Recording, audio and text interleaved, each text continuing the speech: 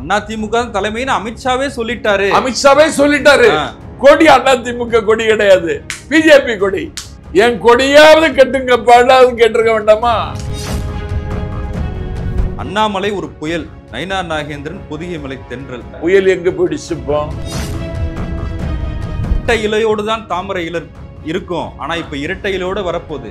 அதிமுகவுக்கு பாடை கட்டுவதற்கு முடிவெடுத்து விட்டது பிஜேபி. பல்லக்கு தூக்குவதிலே சுகம் கண்டுவிட்டார் பழனிசாமி. பாமகவுல ஒரு பிரச்சனை போயிட்டு இருக்கு. அரசியல்ல தற்கொலை செய்கிற அளவுக்கு அந்த கட்சி இன்றைக்கு தள்ளப்பட்டிருக்கிறது. இப்ப கல்லூரி மாணவர்களை ஜெய் ஸ்ரீராம்னு சொல்ல வச்சிருக்காரு ஆளுநர். அது காயடிக்கப்பட்டுவிட்ட ஆளுநர் இப்பொழுது தன்னுடைய காயத்திற்கு மருந்து தேடுகிறார். பாஜக 4 தொகுதி ஜெயிச்சிருக்கோம். இப்ப 2024 40 தொகுதி ஜெயிப்போம் அப்படின்னா ஒரு பிஜேபி கட்சி வேட்டி அமைய இது வரைக்கும் கெட்டல. அவரு 2026 தேர்தலில் திமுகவின் வேட்பாளராக நயினார் நாகேந்திரன்.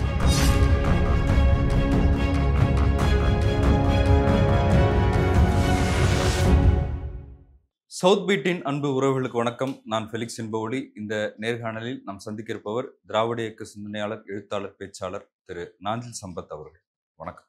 வணக்கம். இன்று ஏப்ரல் 14 அம்பேத்கர் பிறந்த நாள். தமிழ்நாடு அரசு அதை சமத்துவ நாளாக கொண்டாடுறாங்க. இந்த சூழல்ல இருக்கிற அரசியல் மாறுதல்களை எப்படி பார்க்குறீங்க? அரசியல் நிலைப்பாடுகளை எப்படி பார்க்குறீங்க? சமீபமா பாஜக அதிமுக கூட்டணி உறுதியாயிருக்கு. சட்டமன்ற தேர்தலில் நிச்சயமாக நாங்கள் வெற்றி பெறுவோம் அப்படின்னு அமித்ஷா சென்னை வந்திருந்தப்ப சொன்னார். பக்கத்தில் திரு எடப்பாடி பழனிசாமியும் இருந்தார். அதிமுக தலைமையில தான் கூட்டணி அப்படின்னும் சொல்லியிருக்காங்க. எப்படி பார்க்குறீங்க? ஒரு இலங்கை அமைதிப்படை இலங்கைக்குள் புகுந்து அழிச்சாட்டியம் செய்ததைப் போல பொற்கோவிலுக்குள்ளே நுழைந்து இந்திய இராணுவம் சீக்கியர்களை வேட்டையாடியதைப் போல இன்றைக்கு சங் பரிவார் சக்திகளின் அடையாளமாக இருக்கின்ற குலத்ரோகி குருமூர்த்தியினுடைய ஆலோசனையை கேட்டு இந்தியாவினுடைய உள்துறை அமைச்சர் தன்னுடைய அதிகாரத்தை பயன்படுத்தி அதிமுகவை இன்றைக்கு வளைத்து போட்டுவிட்டார். வாய் திறந்து பேச வல்லமையற்றவராக வணக்கத்திற்குரிய எதிர்க்கட்சி தலைவர் மௌனமாகிவிட்டார். கூட்டணி தலைமை தாங்குகிற கட்சி அதிமுக என்று அறிவித்தாலும் அதிமுகவின் பொதுச் செயலாளராக கருதப்படுகிற எடப்பாடி வாய் திறந்து பேசுவதற்கு அனுமதிக்கப்படவில்லை. இல்ல, எடப்பாடி பேசியிருக்காரு. ஸ்டாலின் பீதியில இருக்காரு. அது அப்போது அவர் சொல்லல, அந்த மேடையில சொல்லல.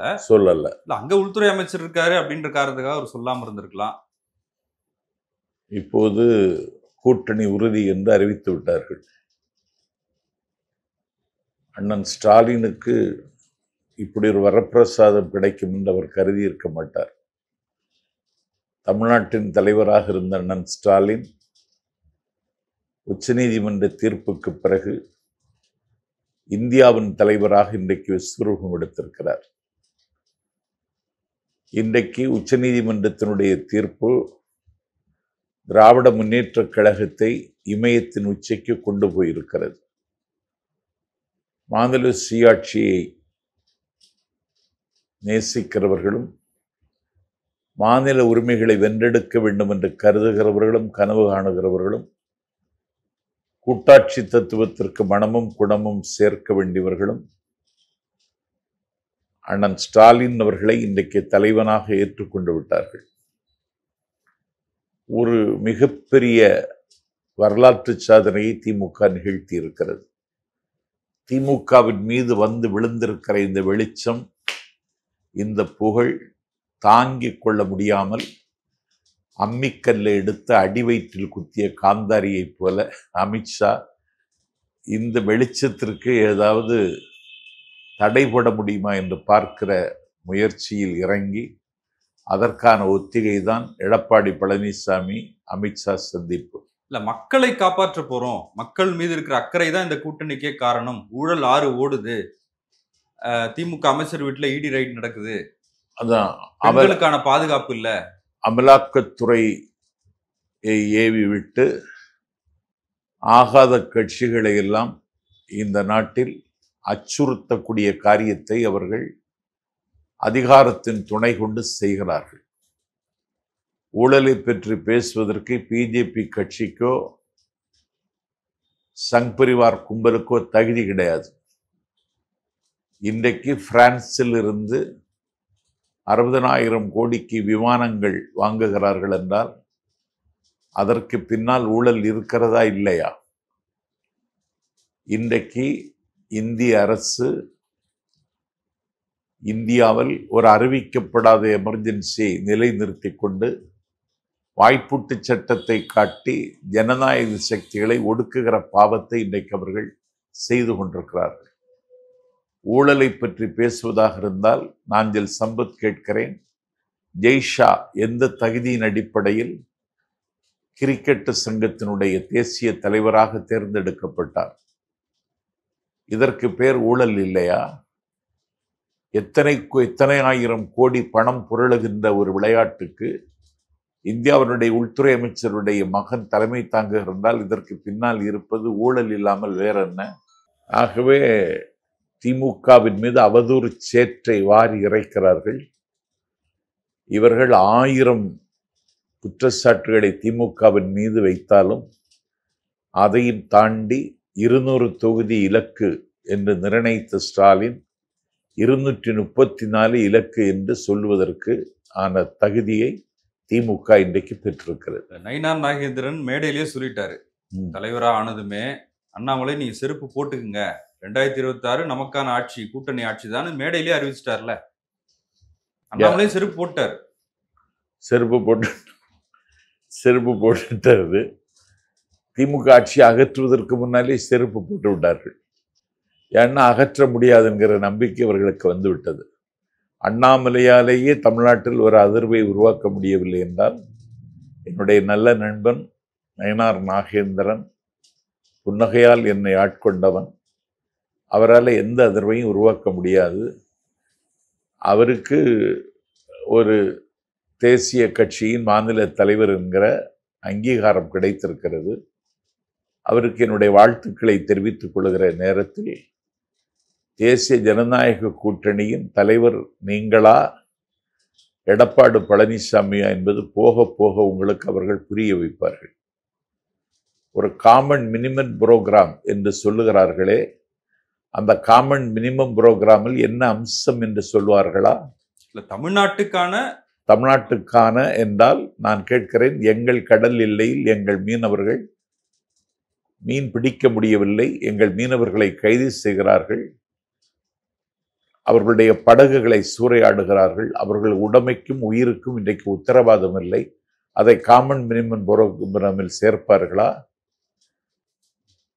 ஏற்கனவே திமுக பாஜகவோட கூட்டணி வைத்த போது அப்போ ஒரு காமன் மினிமம் ப்ரோக்ராம் போட்டாங்க, குறைந்தபட்ச செயல் திட்டம் இருந்தது.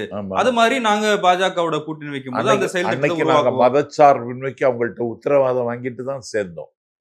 ஜெயலலிதாவுக்கு முன்னிலையில், வைகோவுக்கு முன்னிலையில லால்கிருஷ்ணன் அத்வானி திருநெல்வேலி மகாநாட்டில் மதச்சார்பின்மையை பிஜேபி கட்சி ஏற்றுக்கொள்கிறது என்று அறிவிக்க செய்துட்டு அந்த கூட்டணியில இருந்தோம். இன்னைக்கு அறிவிப்பாங்களா? அறிவிக்க முடியுமா? நீ வக்பு திருத்த சட்டத்தை கொண்டு வந்து இன்றைக்கு மேற்கு வங்காளத்தில் கலவரம் 18 பேர் செத்து போனார்கள். இருக்கிற நிலைமையை இந்த நாட்டில் இல்லாமலாக்கக்கூடிய காரியத்தை தவிர சும்மா இருக்கிற புண்ணில வெந்த புண்ணில் வேலை பாய்ச்சுவது போல நடவடிக்கைகளை மேற்கொள்கிறீர்களே, இதை காமன் மினிமம் புரோகிராமில் சேர்ப்பீங்களா? உலகத்தில் இருக்கக்கூடிய இஸ்லாமிய நாடுகளை விட, யுனைடெட் அரபு எமிரேட்ஸை விட, இந்தோனேஷியாவை விட இஸ்லாமிய பெருமக்கள் அதிகம் வாழுகிற நாடு இந்தியா. இன்றைக்கு உன்னுடைய வெறுப்பு அரசியலில் அந்த மக்கள் இன்றைக்கு அச்சத்தின் மடியில் விழுந்து கிடக்கிறார்கள். நீ கொண்டு வந்து சேப்பியா? அந்த வக்பு திருத்த சட்ட மசோதாக்கு அதிமுக எதிர்ப்பு தெரிவிச்சாங்கல்ல. ஆமா. அப்ப கொள்கை வேற கூட்டணி வேறங்கிறாங்க. அதிமுக எதிர்ப்பு தெரிவிச்சதில்ல. அதை திரும்ப பெற்றதற்கு பிறகு பேச்சுவார்த்தையை நடத்துன்னு சொன்னியா நீ? அதை திரும்ப பெற்றதற்கு பிறகு நான் வர்றேன்னு சொல்ல முடிந்ததா உன்னால? அண்ணாமலை ஒரு புயல், நயினார் நாகேந்திரன் பொதிகை மலை தென்றல் அப்படின்னு அவரே சொல்றாரு. இப்ப புயல் எங்க போயிடுச்சு? இப்போ இமயமலைக்கு போயிடுச்சு. இல்ல, அவர் தேசிய செயற்குழு உறுப்பினர் ஆக்கிட்டாங்க அண்ணாமலையை. ஆக்கிட்டாங்க. சசிகலா புஷ்பா தேசிய செயற்குழு உறுப்பினர், மிகப்பெரிய தியாகி சரத்குமார் தேசிய செயற்குழு உறுப்பினர். அந்த கட்சி விளங்குவாங்க. இல்ல, அவங்க அந்த கட்சியில மாற்று கட்சி போயிருக்காங்க, பொறுப்பு கொடுத்திருக்காங்க. அதான் பயங்கரமா இருக்கும். தேசிய பணிகளுக்கு அண்ணாமலை தேவைப்படுகிறார், அதனால நாங்க அவர் அங்க எடுத்துக்கிட்டோம். உனக்கு தேசிய பணி என்னன்னு கேட்கிறேன். நான் கேட்கிறேன், இன்னைக்கு 6000 பேரை செத்து போனதை அறிவிச்சிருக்கான் அமெரிக்காவின் அதிபர் ட்ரம்ப். ஏற்கனவே 500க்கு மேற்பட்டவர்கள் இந்தியாவுக்கு நாடு கடத்தப்பட்டார்கள். எங்க? போர் விமானத்துல. குடிக்க தண்ணி இல்ல, சுவாசிக்க காற்று இல்ல, கையிலே விலங்கு, காலிலே சங்கிலி போட்டு அனுப்பினார்கள். 56 இன்ச்சு மார்பு கொண்டவர்கள் அமெரிக்காவை எச்சரிக்கை விடுக்க வேண்டாம், இப்படி செய்யாதீங்க பிளீஸ். கேட்டீங்களா? இல்ல, அமெரிக்காவை பேசுறீங்க, மணிப்பூர்ல என்னாச்சுன்னு கேக்குறீங்க, தமிழ்நாட்டை மறந்துடுறீங்களே. தமிழ்நாட்டுல தான் தென்றல் வீசுகிறது, தமிழ்நாட்டுல தான் அமைதி கொலு இருக்கிறது. இரட்டை இலையோடு தாமரை மலரும்னு தமிழிசை சொல்லியிருக்காங்களே. இரட்டை இலையோடு தாமரை மலரும். அப்படியா? உங்களுக்கு தாமரை தமிழ்நாட்டில் மலர்ற வாய்ப்பு இல்லை. ஏன்னு தெரியுமா? தமிழ்நாட்டில் தண்ணி கிடையாது. தாமரைக்கு ஒரு குணம் உண்டு, என்ன தெரியுமா உங்களுக்கு? சேத்துலதான் மலருமா? இல்ல, தண்ணீர்ல தான் அது வளரும். வெள்ளத்தனைய மலர் நீட்டம்னு வள்ளுவர் சொன்னது தாமரையை வச்சுதான். தண்ணீர் தான் அதை தாங்கி பிடிக்கிறது. அந்த தண்ணீரை ஒரு கை அகலம் கொண்டு தாமரை இலையில நீங்க விட்டுட்டீங்கன்னா அந்த தண்ணீரை தாமரை இலை நிராகரித்து விடும். தன்னை தாங்குகிற தண்ணீரையே தாங்காததற்கு பேர் தான் தாமரை. சார், அது அதை தமிழர்கள் தாங்குவார்களா? தாங்க மாட்டாங்க. இப்ப இலை சேர்ந்துருச்சு சார். வட்ட இலையோடு தான் தாமரை இலை இருக்கும். ஆனா இப்ப இரட்டை இலையோடு வரப்போகுது. அதான் கேக்குறேன். இது என்ன ஆகும்னா, அதிமுகவுக்கு பாடை கட்டுவதற்கு முடிவெடுத்து விட்டது பிஜேபி. பல்லக்கு தூக்குவதிலே சுகம் கண்டுவிட்டார் பழனிசாமி. அதிமுக அஸ்தமனத்தை நோக்கி விரைந்து கொண்டிருக்கிறது. சித்தாந்த ரீதியாக பிஜேபி கட்சியோடு ஒத்து போகிற உத்தவ் தாக்கரேயினுடைய சிவசேனாவை சின்னாபின்னமாக்கி முதலமைச்சராக முடிசூட்டப்பட்ட ஷிண்டேயை இன்றைக்கு பதவி இறக்கம் செய்து தேவேந்திர பட்னாவிஸை மீண்டும் மராட்டி மண்டலத்தில் முதலமைச்சராக்கி இன்றைக்கு சிவசேனாவை சின்னாபின்னமாக்கியவர்கள் அதிமுகவை அழிக்க போகிறார்கள் என்பதில் அழித்து விட்டார்கள். நாஞ்சில் சம்பத் சவுத் பீட்டின் மூலம் சொல்லுகிறேன், அதிமுக வர்ற 2026 சட்டமன்ற தேர்தலில் ஒரு தொகுதியில் கூட வெற்றி பெற வாய்ப்பில்லை. ஆனா நயினார் சொல்றாரு, பாஜக 4 தொகுதி ஜெயிச்சிருக்கோம். இப்ப 2026 40 தொகுதி ஜெயிப்போம். நயினாரே ஜெயிக்க மாட்டார். நயினார் நாகேந்திரனே திருநெல்வேலியில கரை சேர முடியாது. தொடர்ச்சியா ஜெயிச்சுக்கிட்டு இருந்தவர் ஜெயிக்க முடியாது. தொடர்ச்சியா அவர் ஜெயிக்கல. அவர் ஏற்கனவே ஒரு முறை ஏஎல் சுப்பிரமணியத்தினுடைய மகன் நெல்லை மாநகராட்சி மன்றத்தினுடைய மேயராக, நெல்லை சட்டப்பேரவை உறுப்பினராக 1967 சட்டமன்ற உறுப்பினராக இந்திய தமிழ்நாட்டில் முதல்ல கட்டப்பட்ட மேம்பாலம் நெல்லை 3 அடுக்கு மேம்பாலம், அவருடைய மகன்ட அவர் தோற்றார். கேட்டீங்களா? மாலை ராஜாவிடத்துல தோற்றவர் அவர். ராமநாதபுரத்துல நவாஸ்கனியிடம் தோற்றவர் அவர். நயினார் நாகேந்திரனுடைய சரித்திரம் வெற்றி சரித்திரம் ஒன்றும் கிடையாது. இன்றைக்கு அவர் திருநெல்வேலியிலும் தோற்க போகிறார். சென்ற எம்பி தேர்தலையும் அவர் தோல்வியை சந்திச்சாருன்னு வச்சுக்கோங்க. ஆமா, திருநெல்வேலியிலையும் தோற்றாரு. அதிமுக அங்க டெபாசிட் இழந்தது. நயினார் நாகேந்திரனாலதான் அதிமுக டெபாசிட் இழந்தது.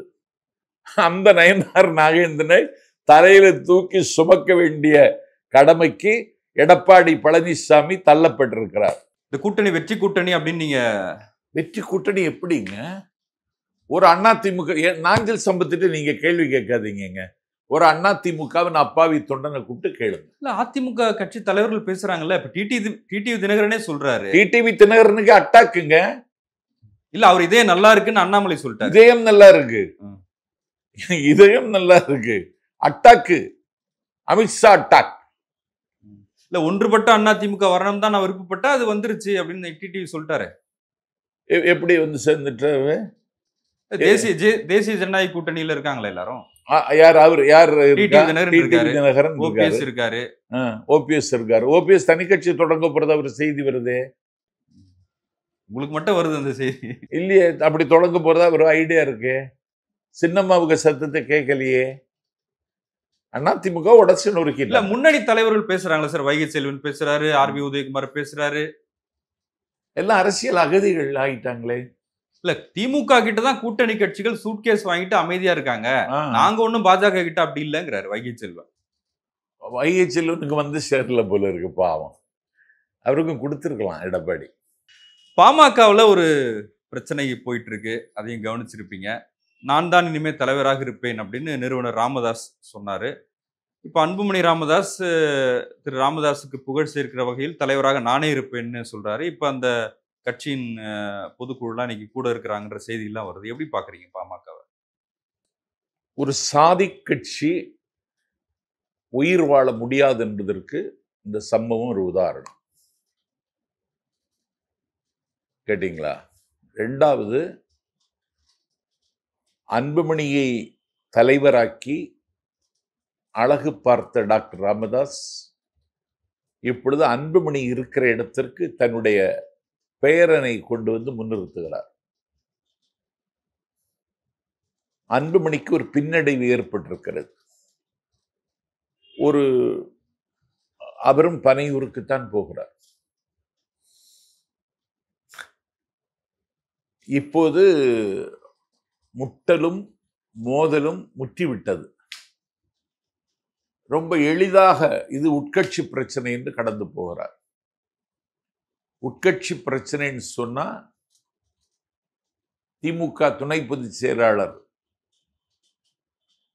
ஒரு ஆபாசமாக வக்கரமாக பேசியதற்கு கட்சியினுடைய துணை பொதுச் செயலாளர் கனிமொழி கண்டனம் தெரிவித்ததற்கு பிறகு அவரை பொறுப்பிலிருந்து தூக்கி எறிந்திருக்கிறார் அண்ணன் ஸ்டாலின். கட்சி பொறுப்பிலிருந்து அமைச்சரா இருக்கார்ல, அமைச்சராக இருப்பாரான்னு தெரியாது. இது உட்கட்சி பிரச்சனை. ஒரு துணை பொதுச் செயலாளர் மீது ஒரு துணை பொதுச் செயலாளரை கண்டனம் தெரிவிக்கிறார். கட்சியினுடைய தலைவர் அவரை அந்த துணை சேர்ந்த பொறுப்பிலிருந்து வெளியேற்றுகிறார். இன்றைக்கு பகிரங்கமாக மன்னிப்பு கேட்கிறேன் என்று அந்த சம்பந்தப்பட்ட அவர் இன்றைக்கு செய்தி கொடுக்கிறார். எப்படியாவது அமைச்சர் பதவி தக்க வைத்துக் கொள்ள வேண்டும் என்கிற தவிப்பு தான் அந்த அறிக்கையில் என் கண்ணுக்கு தெரிகிறது. இதுக்கு பேர் உட்கட்சி பிரச்சனை. இது உட்கட்சி பிரச்சனையில வராது.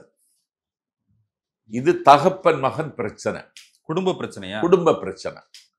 குடும்ப பிரச்சனையை கட்சி பிரச்சனை ஆக்குகிற ராமதாஸினுடைய இது ராஜதந்திரத்துல வராது. இல்ல தேர்தலுக்காக தொண்டர்கள் வந்து தயார்படுத்தணும் அப்படின்னு ராமதாஸ் சொல்றாரு. இல்ல 2026க்கு பிறகு பாட்டாளி மக்கள் கட்சி இருக்குமாங்கிறதே கேள்விக்குறி. ஏன்னா அவங்க அரசியல்ல தற்கொலை செய்கிற அளவுக்கு அந்த கட்சி இன்றைக்கு தள்ளப்பட்டிருக்கிறது. இன்னைக்கு நயினார் நாகேந்திரன் பாமகவோடு பேசுவோம் என்று சொல்லுகிறார். பாமக என்கிற கட்சியோடு பிஜேபி கட்சி கூட்டணி வைத்துக் கொள்ளும் என்றால் பாமக என்கிற கட்சியில சமூக நீதியை மையமாக வைத்து இயங்குகிற பல பேரை நாங்கள் சம்பத் அறிவி. இந்த நிலையில் நயினார் நாகேந்திரன் சொல்வது போல அது நடந்துவிட்டால் பாமக கட்சிக்கும் அதிமுகவுக்கு ஏற்பட்ட கதி ஏற்படும். இல்லை ஏற்கனவே 2 நாடாளுமன்ற தேர்தல் அப்ப 2 பிற்படுத்தப்பட்ட சமூகத்தின் தலைவர்கள் மேடையில் இருக்காங்கன்னு ரொம்ப பெருமையோட அன்புமணி சொன்னார் இல்லையா? டாக்டர் ராமதாஸ் இருக்காரு, பிரதமர் நரேந்திர மோடியும் இருக்காருன்னு. நரேந்திர மோடி என்ன வகையில வர்றது? இதுல இல்ல ஓபிசி தலைவர்கள், ஓபிசி தலைவர்கள், பிற்படுத்தப்பட்ட சமூகத்தை சேர்ந்த தலைவர்கள். அப்படித்தான் நரேந்திர மோடிய நடவடிக்கை இருக்கா? இந்தியாவினுடைய வரலாற்றில் RSS அலுவலகத்திற்கு எந்த பிரதமராவது சென்றிருக்கிறாரா?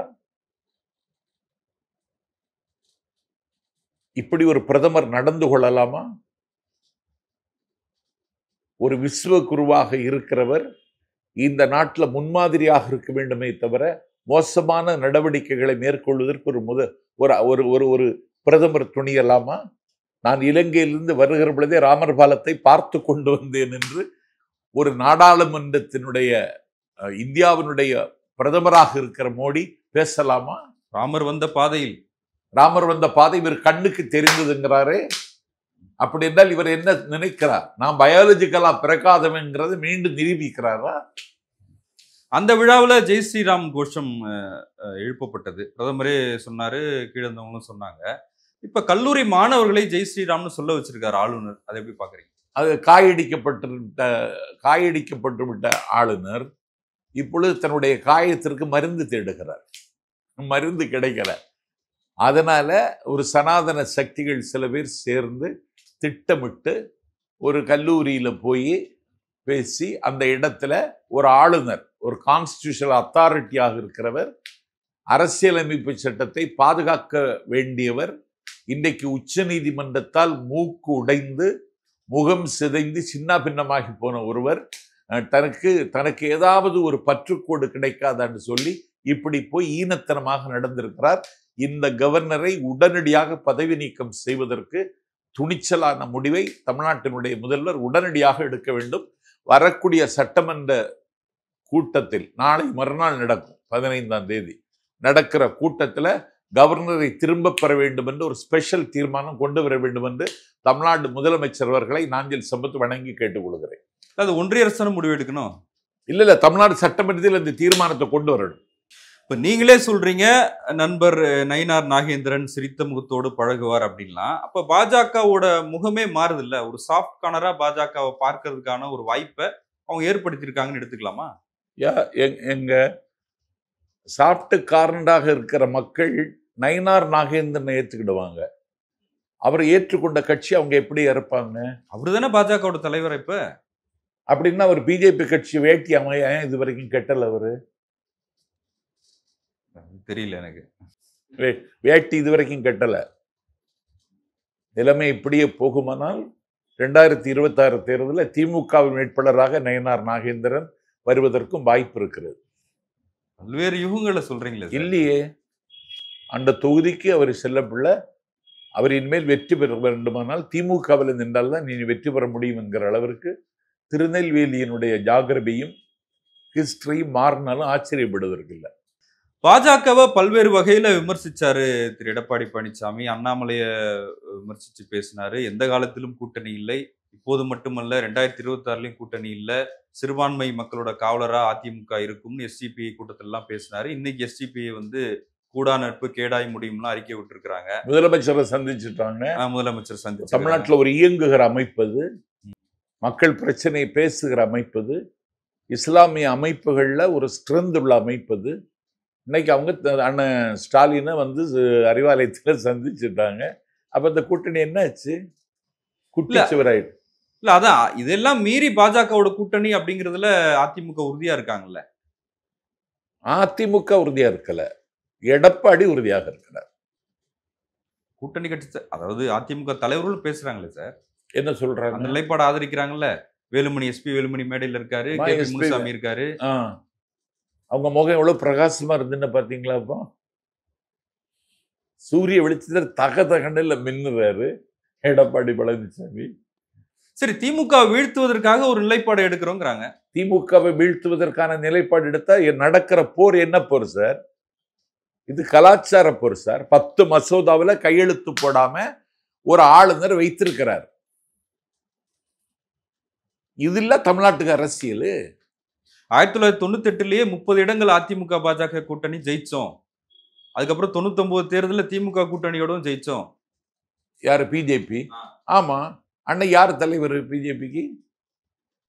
அடல் பிகாரி வாஜ்பாய். கேட்டீங்களா? மேடையிலே அறிவித்தார். எங்க?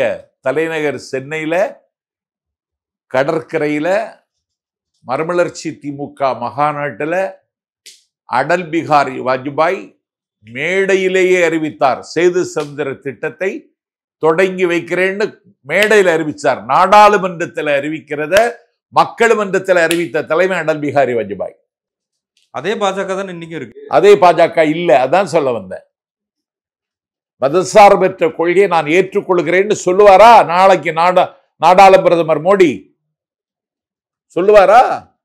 அப்படி சொல்லுவராக இருந்தா வக்ஃப் போர்டு சட்ட திருத்தத்தை கொண்டு வருவாரா? நாடு முழுக்க கலவர சூழல் இன்றைக்கு காரணமானதற்கு யார் காரணம்? நாடாளுமன்ற பிரதமர் காரணம். சொல்லுவாரா? அடல் பிகாரி வாஜ்பாய் மோடியை ஒப்பிடாதீங்க. தமிழக வெற்றி கழகத்தின் தலைவர் விஜய் சொல்லியிருக்காரு, திமுகவுக்கும் தாவேகாவுக்கும் தான் போட்டி. போகிற போக்கை பார்த்தா அப்படித்தான் இருக்கு. அண்ணா திமுக முடிஞ்சு போச்சுங்க. அதனுடைய அத்தியாயத்தை முடிச்சுட்டாங்க. அதிமுக தொண்டர்கள் இனிமேல் எடப்பாடி தலைமை ஏற்க தயார் இல்ல. பாஜக அதிமுக கூட்டணி தான் வலிமையான எதிர்கட்சியா காரணமா அது அதிகாரம் இருக்கிற காரணத்தினால அதிகார திமிர்ல பேசுறது. உனக்கு கீழே கிரவுண்ட் நிலைமை என்னன்னு கேக்குறேன். நீ 2252 கோடி ரூபாயை விடுவிக்க விடுமானால் நீ இந்தி கற்றுக்கொள்ள வேண்டும் என்று நிர்பந்தம் செய்வதற்கு தர்மேந்திர பிரதான் யார்? இருமொழி கொள்கை தான் இந்த தமிழ்நாட்டின் கொள்கை என்று உறுதி செய்யப்பட்டதற்கு பிறகு எங்களுடைய மொழிக்கொள்கை மீது ஒரு மேலாதிக்கம் செலுத்துவதற்கு உனக்கு யார் அதிகாரம் இருந்தது? ஒத்திசைவு பட்டியலில் இருக்கக்கூடிய கல்வியை எஜுகேஷன்ல ஒரு மாநிலத்தினுடைய குறைந்தபட்சம் பள்ளி கல்வித்துறை அமைச்சரிடத்து கூட விவாதிக்காமலே நீ நாடாளுமன்றத்தில் அறிவிப்பது எப்படி? உலகம் முழுவதும் என்னுடைய கப்பல் போயிருக்கிறது. கடாரத்தை கட்கத்தில் வைத்து கட்டியாண்டவர்கள் எங்கள் சோழ மன்னர்கள். குடவோலை முறை மூலம் ஜனநாயகத்துக்கு உயிர் சேர்த்தவர்கள் தமிழர்கள். உங்களுக்கு நாகரிகம் இல்ல, அன்சிவிலைஸ்டு பீப்புள்னு தர்மேந்திர பிரதானுக்கு பேசுவதற்கு என்ன தைரியத்துல பேசினார்? அன்டெமோக்ராட்டிக் கண்ட்ரி தமிழ்நாடுன்னு சொல்றதுக்கு நீ யாரு? அந்த மொழி கொள்கையில இருமொழி கொள்கைன்னு உறுதியோடு இருக்காங்களா அதிமுக? இருக்குமா? இருக்க விடுவானா? இன்னி இருக்க அனுமதிப்பாங்களா? இன்னி பேசாம இருப்பான். நான் கேட்கிறேன், பின்னால பிஜேபி கொடியை கட்டி வச்சிட்டு நடந்த பிரஸ் கான்பரன்ஸ்ல இந்த கூட்டணிக்கு அதிமுக தான் தலைமை தாங்கன்னு அமித்ஷா அறிவிச்சா அதிமுக கொடி எங்க? அதிமுக தலைமைன்னு அமித்ஷாவே சொல்லிட்டாரு. அதான் சொன்னேன். அமித்ஷாவே சொல்லிட்டாரு. கொடி அதிமுக கொடி கிடையாது, பிஜேபி கொடி. என் கொடியாவது கட்டுங்க, பாடாவது கேட்டிருக்க வேண்டாமா? நீ சரணடைவதுன்னு முடிவெடுத்துட்ட, சரணாகதி அடைஞ்சிட்ட, உனக்கு மோட்சமே கிடைக்கலையே, நரகத்தில எல்லாம் நிக்கிற. நீங்களே பேசிருக்கீங்கல்ல, 10 தோல்வி பழனிசாமி எல்லாம் பேசிருக்கீங்க. அப்ப அதிமுக வெற்றி அடைவதுன்றது எப்படி? அதிமுக வெற்றி அடைய வேண்டுமானா பிஜேபி கட்சியை எதிர்க்கணும். நாடாளுமன்ற தேர்தலில் எதிர்த்தாங்க. எப்படி? பல இடங்கள்ல 3வது இடம் போயிட்டாங்க. நாடாளுமன்ற தேர்தலில் இவங்க ஒப்புக்கு எதிர்த்தாங்க. மக்களுக்கு எவ்வளவு தீர்க்க தரிசனமான மக்கள் பாத்தீங்களா? இவன் போடுறது நாடகம்னு சொல்லி அவங்க எண்ணத்துல அடிச்சாங்க. இப்ப நாடகம் என்ன ஆச்சு? அம்பலப்பட்டு போச்சு. அப்ப இன்னும் என்ன ஆகும்? இதை விட கேவலமா போவாங்க. நன்றி சார், உங்களுடைய நேரத்துக்கு மிக்க நன்றி.